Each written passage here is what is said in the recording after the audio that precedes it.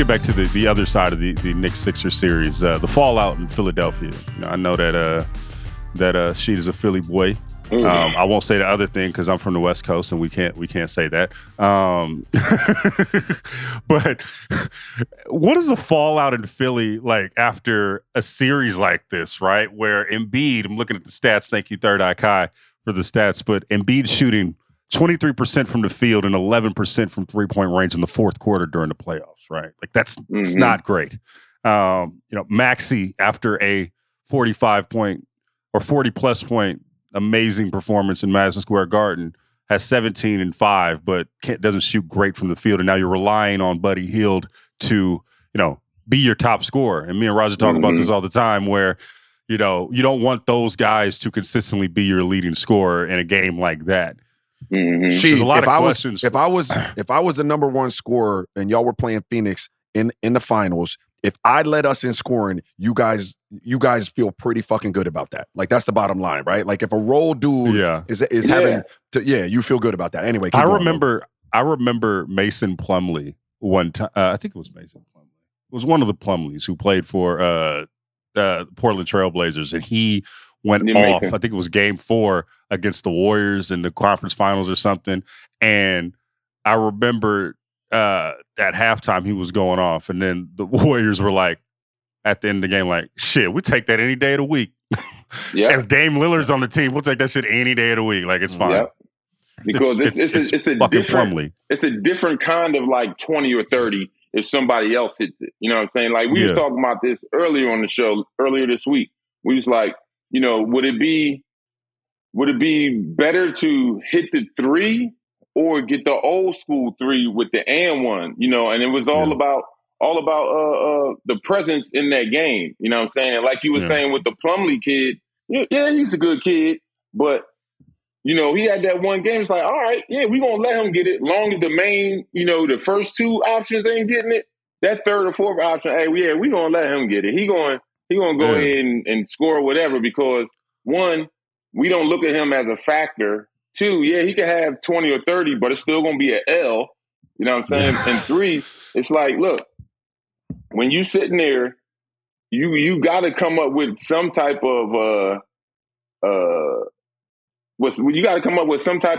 resolution to being that third option. Like, look, all right, they D'ing the shit out the first dude, and then my big man, he might be the second option. Like, shit, he can't throw a beach ball in the ocean standing on the beach. So, all right, now it got to be me. So, and that's the mindset that you have. Like, oh yeah, I'll let him score 30 all day because his 30 is insignificant. If Dame give you 30, you like, damn. Because he's getting to the free throw line, right? He's put, He's controlling the game. Free throw, and it'll be more tipping, like a quiet number. It wouldn't be an explosive number that he has at the end of the game. Yeah, but to that point, back going into Philly, like they're in a precarious situation because, like, I just don't know what they do to I don't know what they do to make the roster better in this sense, right? Because, there's the Paul George rumors out there, and then we're seeing what Paul George is doing, and we'll get to that in the next segment, but we're seeing what Paul George is doing in the biggest moments, right? Like, you already have a ceiling with what he can do, in my opinion, right? Where do you absorb that in there where Maxey's already ascending, right? Or he's about to ascend into another level? Do you try to get extra firepower? Do you double down on this core, which has kind of gotten you to a ceiling as well, right? I know Embiid was hurt this season, but what do you got your Phillies hat on, but I need you to put your GM hat on. What do you do, Sheed, when this summer, if you're in Philadelphia, you got all this cap space, but like you see the field right now, I don't know what a deal is. Do you go get Kevin Durant? I don't know. Like, what is something that you do to improve this roster? Me personally, well, we got a good shooter in Buddy Hield. He didn't get a chance to show that this series because he didn't play much. Obviously for any reason it was, Nick Nurse didn't trust in him. But, he's a good outside shooter, so I think we can keep him. I think, honestly, truth be told, what we really need a good backup center/power forward. You know what I'm saying? Somebody who can come in there, hold the fort down. We're not asking you to go out here and get 20 and 30 and asking you to put up 15 shots. You know what I'm saying? Your job is to maintain the lead or extend it. we can't lose the lead with you out of there. So Embiid, we all know he's number one option when he's in there. So if I got, and it can even work to the point where you got the two bigs in there together going old school, high-low.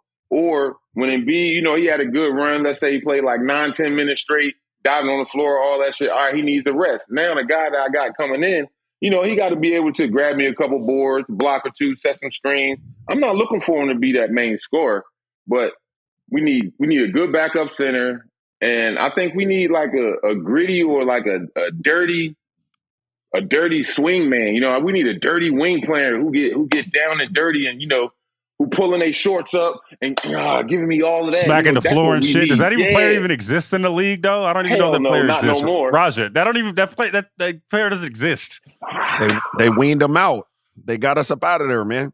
Man, they damn sure did. They was costing the money. They got us up out of there.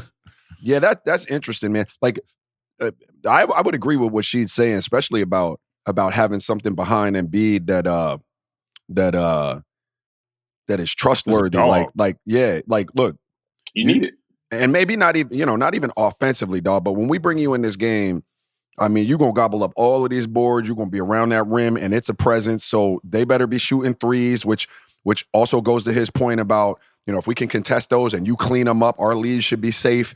Buy this man some time to sit on the bench because, the history of wearing him out is there. Like, we got a sample size of that now. So I think that's critical, like, just to protect Joel. Maybe a Bobby Portis. Oh, word. No, Bobby, you don't like Bobby? I don't think Bobby. No, I like Bobby. But I don't think Bobby would fit our scheme because, we got a lot of young boys who like to get up and down. Bobby's a vet now. You know what I'm saying? He got his chip. He on that downside of his career. We need guys who are even kill or still on that rise. Not necessarily a name player, somebody who can make a name for themselves. Okay, that's interesting. Let me ask you because go ahead. I was just going to say it's just interesting just how we team build, right? Where we always look, if something's bad, we just like, oh, let's go get a star player when I think like, to you guys' point, it might be better just to improve around the margins because this is a 60-win team if they're full and they're whole, right? Like they were on that trajectory this season. Sorry, go ahead, Rob. I like, I like what Oubre did in that series. I think great point on the Buddy Hield. Like you can never have enough dudes that just shoot the skin off the ball. Like if we can figure out how to get them to do that, get in the like, ball. Yeah, like come on now, we gotta come on now. The Paul George is interesting to me though because Maxey, I think, is still on his ascension. Like if you're talking about a window, right? The question for me is whether Maxey getting to where he ultimately is going to go, which is like stardom, whether that time frame marries up with the window that is open to win the chip with Joel.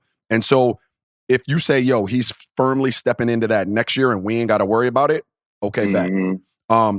But if you're like, yo, we think that's 2-3 years out, like having a guy like Paul George who can get some buckets, he doesn't have to carry. We'll let the young buck carry it with Joel. But if they can't, like that's a bona fide dude who we can give the ball to. Maybe not consistent enough to be the championship breadwinner on his own team, but when you put him with those two, like, he's a two-way guy too. Surrounding with other good players. Yep. Yeah. So like that, it's an interesting thought. Like I don't know what they'd have to do to the rest of the roster, but a piece like that would make sense to me. Yeah, I mean it would, and it's definitely he's a known player, good swing player. We know he can put the ball in the bucket, and PG could do it, but the thing is, what do you want for it? Is it going to be the continuation of his deal now with a trade, or is he going to be a free agent with it coming over to it? You know what I'm saying? It's all on what he wants, what them books can provide. He's talking about Max too. Like, see, that changes. Max changes. Like, Max. I ain't mad at him, but I don't think he's going to get that in Philly. Yeah. Get your bread, but like, you get stuck with one of those Bradley Bills at the end of the day. I don't know, man. The Clippers giving out money. You might need to stay in LA, bro. They gave Kawhi that big ass deal, and he ain't played one game. He played one game in this postseason, right? That's crazy.